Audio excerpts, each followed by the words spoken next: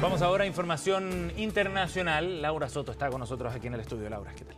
Hola, Seba, nuevamente. Y sí, fíjate que ya tenemos aparentemente un alto al fuego cerrado entre Hezbollah e Israel, ¿no es cierto? Estos son parte de lo que dicen fuentes a distintos medios de comunicación, a la agencia Reuters, entre otros medios que han reportado entonces aquella noticia, pero aún con la falta de que haya una confirmación oficial por las partes involucradas. Lo que ha dicho, por ejemplo, en este caso, un funcionario estadounidense a la agencia Reuters es que Hezbollah e Israel han acordado este alto al fuego que ha sido cerrado por negociadores de Estados Unidos y Qatar, con ayuda de Irán también, que había entrado en vigor a las 4 de la tarde, hora local. Todo esto después de los bombardeos que vimos durante la noche y que ahí también se ven parte de los estragos que dejó aquel evento en el sur del Líbano. Y un alto cargo israelí también ha dicho que están en un alto al fuego, pero que si Hezbollah los ataca, no van a perder tiempo, ¿no es cierto?, de guerra.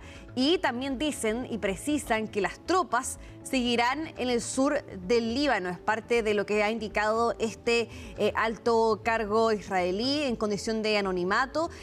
Sin duda habrá que ver si es que ahora se puede mantener, porque lo que vimos durante estos casi 4 meses de guerra en Medio Oriente es que los altos al fuego se habían acordado entre Israel y Líbano, sin involucrar a Hezbollah. Ahora estamos hablando de un acuerdo entre Israel y la milicia chií libanesa, lo cual podría entonces cambiar las condiciones del juego y quizás ahora sí que se dé un respeto a las condiciones de este acuerdo, ahora que sí incluye en este caso a Hezbollah. Habrá que ver qué pasa en ese sentido, pero sin duda que también sigue siendo un punto de tensión de que el ejército israelí decida aún mantenerse en aquella llamada zona de seguridad que han implementado en el sur del Líbano. Todo esto justificando y argumentando que van a ocupar esa zona hasta que Hezbollah ya no implique un riesgo para los ciudadanos del norte de Israel. Recordemos, estos ataques dejan al menos 21 personas muertas hasta el momento por el lado libanés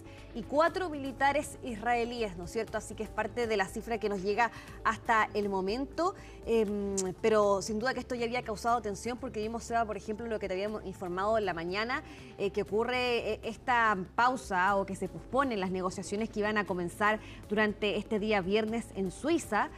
Vamos a ver si es que nos llega una noticia respecto a si es que se reanudan aquellas conversaciones de forma presencial, que es la idea. Claro que sí, que es el paso siguiente, se entiende, a la firma del acuerdo, y que aparece como un espacio fundamental para que se concrete al final el acuerdo. Por supuesto, porque hay varios puntos que hay todavía que discutir en ese aspecto. Están pendientes, sí. Y Estados Unidos al menos ya había planteado la decisión o la presión de que esto debe concretarse en 60 días, este acuerdo final, aunque el memorando de entendimiento sí establece que si hay mutuo acuerdo se puede posponer ese plazo, pero Estados Unidos ha presionado también, en base a la retórica de Donald Trump, de que esto se solucione en 60 días, no más allá de eso. Vamos a ver si que por lo menos se mantiene entonces este alto al fuego entre ambas partes, pero eso lo dirá el tiempo y habrá también que esperar la confirmación oficial de las partes involucradas. Ahora vamos hasta Reino Unido, porque se ha alzado un posible candidato a enfrentar al primer ministro Keir Starmer en elecciones de su partido para finalmente sacarlo del poder a raíz de distintos problemas que ha enfrentado en su paso por Downing Street, lo que tiene que ver, por ejemplo, con las derrotas electorales que se han registrado en distintos comicios locales. Y en este caso estamos hablando de Andy Burnham, quien es ahora el alcalde saliente de Manchester, tras lograr una arrolladora victoria en la circunscripción electoral de Macclesfield con 54,8% de los votos, y logra de hecho derrotar a los 2 contendores de la extrema derecha británica. Y es un triunfo muy importante, porque lo que habíamos visto en el último tiempo es que se habían registrado derrota tras derrota contra el Partido Laborista en distintas circunscripciones locales, particularmente zonas en las cuales el Partido Laborista llevaba décadas liderando los comicios, y ahora entonces se alza Andy Burnham con este triunfo que finalmente lo posiciona como un posible candidato entonces para desarrollarse ahí una suerte de elección interna en el Partido Laborista y darle paso quizás a él para que sea el siguiente primer ministro británico. De hecho, en su discurso triunfal, él daba un mensaje bastante claro y es importante porque ya él consigue un escaño en el Parlamento y esa es una condición básica para que una persona, en este caso, pueda ser candidato a primer ministro, es decir, cumplen ahí una doble función. Y él, al conseguir este escaño, entonces ya se puede alzar como posible candidato entonces contra Keir Starmer. Pasemos a escuchar lo que dijo Andy Burnham entonces en este meeting en el cual habla hacia sus simpatizantes. Y dice también de que esto quizás es un punto de inflexión que está viviendo tanto Reino Unido como su partido. Todo el mundo sabe que la política no funciona. Todo el mundo siente que el país no está donde debería estar. Esta noche podría ser el punto de inflexión. Pero les digo a los miembros de mi propio partido, esta es la última oportunidad para cambiar. Esto es lo que la gente me dijo directamente en las cientos de puertas en las que me presenté. Debemos escucharlos, debemos actuar en consecuencia y debemos hacerlo bien. No habrá una segunda oportunidad. Bien, ¿y qué ha dicho Keir Starmer al respecto? Él ha mencionado durante esta jornada de que él está dispuesto a enfrentar una contienda interna de su partido, es decir, también ahí busca su lucha por el poder, ¿no es cierto?, por mantener su liderazgo en el país. Ahora, sin duda que hemos visto que se ha roto en Reino Unido en el último tiempo se puede decir, bipartidismo que había entre los laboristas y los conservadores, los Tories, y se han alzado otros partidos alternativos, por ejemplo, Reform UK, que es uno de los partidos de extrema derecha que ha tenido triunfos importantes en las últimas elecciones locales que han habido, y también otros partidos de izquierda más alternativa, ¿no es cierto? Pero lo cierto es que este bipartidismo que lideraba en este caso los conservadores y el laborismo se está perdiendo.